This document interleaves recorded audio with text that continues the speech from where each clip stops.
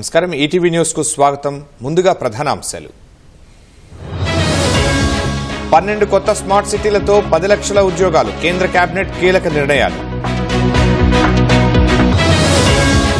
బెంగాల్ 12 గంటల బంద్లో ఉద్రిక్తతలు రేపిస్టులకు ఉరిశిక్ష పడేలా చట్టం తెస్తామన్న మమత